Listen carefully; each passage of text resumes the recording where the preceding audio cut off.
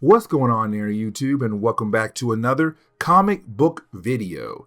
Okay, so we are going to continue our coverage over X-Men comics as we work our way up to X-Men Inferno, and now we pick up with Excalibur. Now we're going to jump into the main series, but we are only going to cover the first two issues of the main series to kind of give us a taste on what we're going to see in later books when it comes to Excalibur. Now remember, this team has Captain Britain, Nightcrawler, Megan, Kitty Pryde, and also the Phoenix. Not Jean Grey, but Rachel Summers. And this is a very interesting lineup, but it was a very popular series from the late 1980s all the way into the late 1990s. But I do hope you enjoy.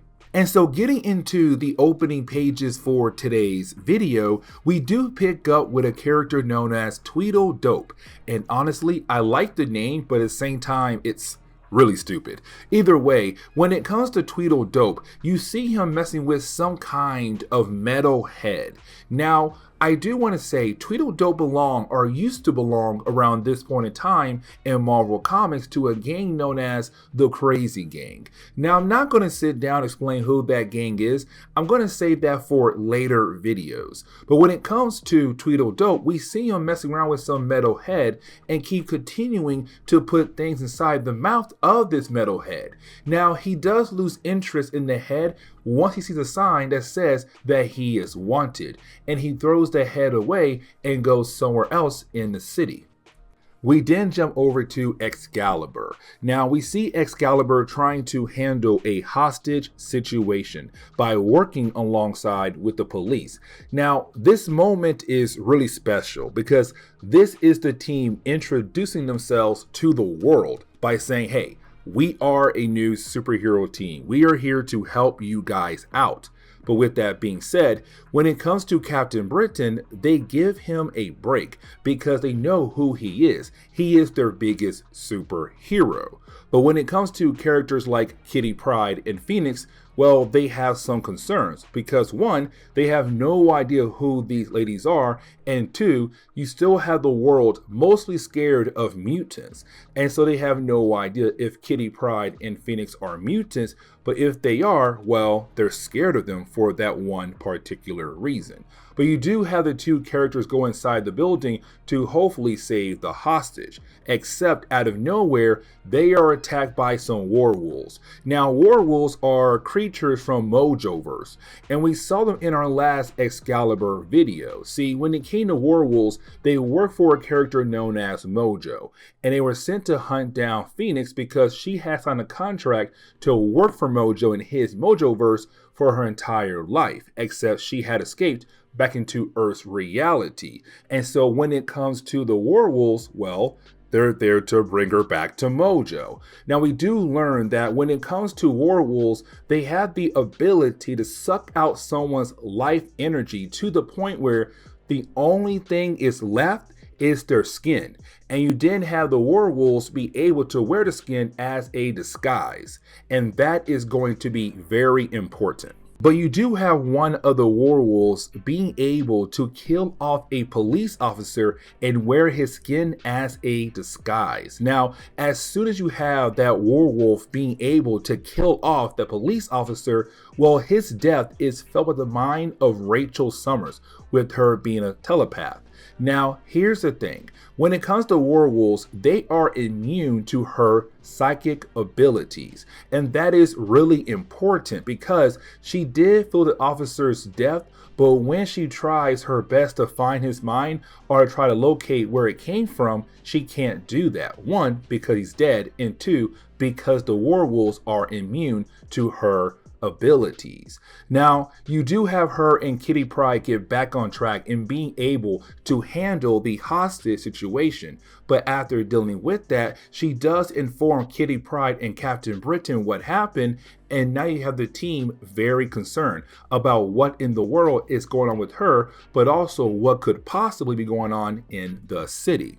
And our heroes have the right to be concerned because while you have the team go back home to rest at their new base, well, the werewolves, they continue on to find more people to use their skin as disguises to hopefully ambush Rachel down the road. But every single time they kill somebody, well, she feels that person's death, but just like earlier, she is unable to figure out where that person was at when they were killed off by a werewolf. Or Warwolf, sorry. Now, we do jump over to Kitty Pryde.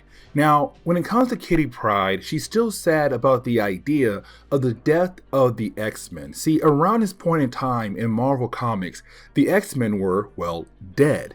Because when it came to Fall of the Mutants, the X-Men had given up their lives as a way to stop the adversary from being able to come back into their reality. Now, when they did that, they did it on live television.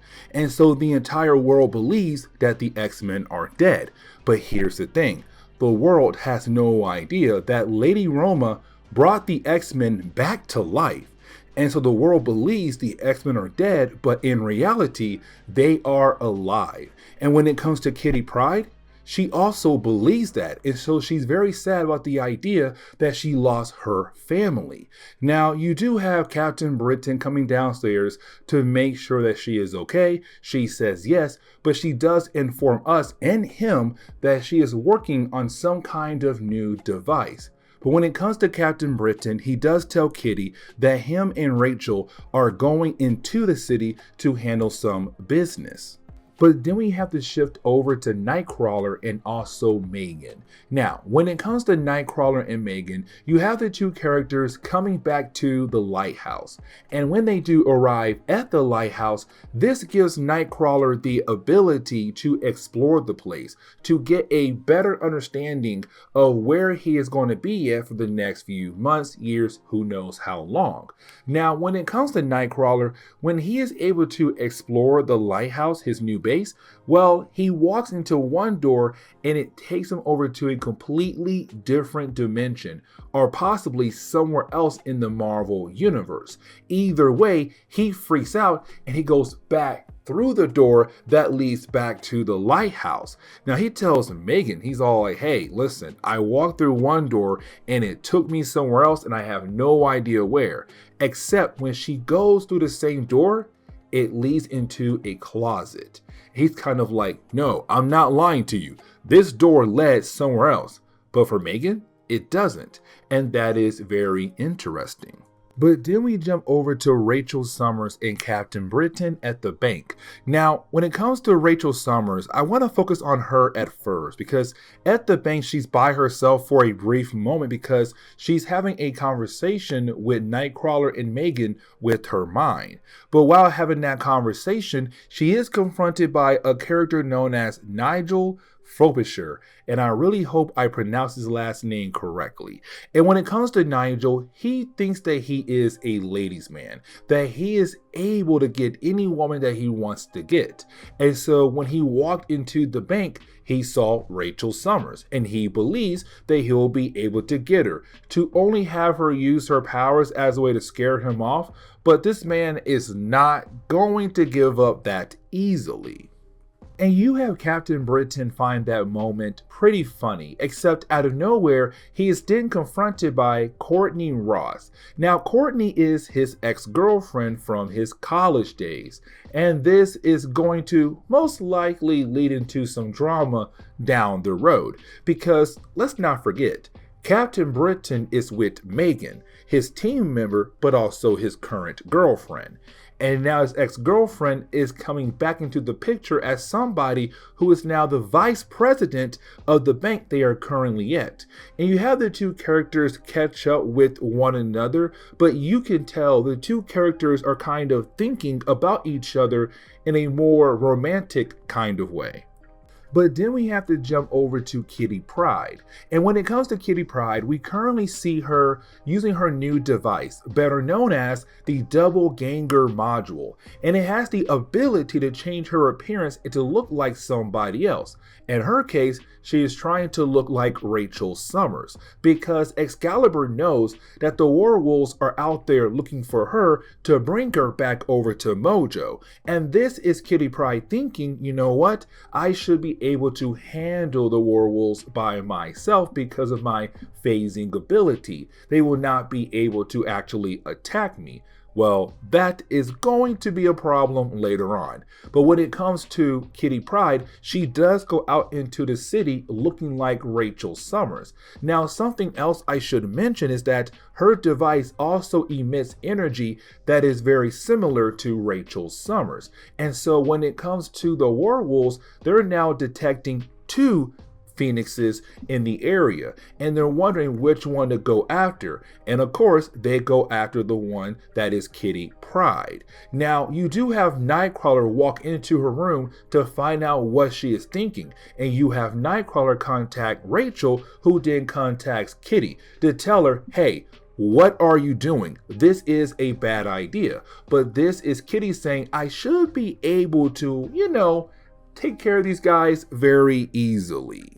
But as soon as she says that, she is confronted by the werewolves, and she does try her best to use her phasing ability to protect herself, except they are still able to attack her and hurt her, and that becomes the problem for this video. Because now she is unable to move for unknown reasons. Now you do have Rachel appear, but like I said earlier, when it comes to the werewolves, they are immune to her psychic attacks. Now that means she's still able to use objects around her, but the werewolves have the advantage here because Captain Britain, Nightcrawler, and also Megan are not there. The werewolves have the numbers at the moment, and so they are able to go toe to toe with Rachel Summers to the point where they realize they have no choice but to retreat for the time being.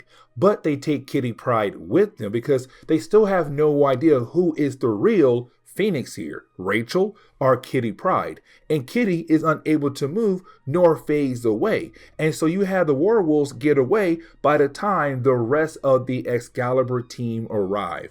And they're all kind of wondering what in the world is going on here.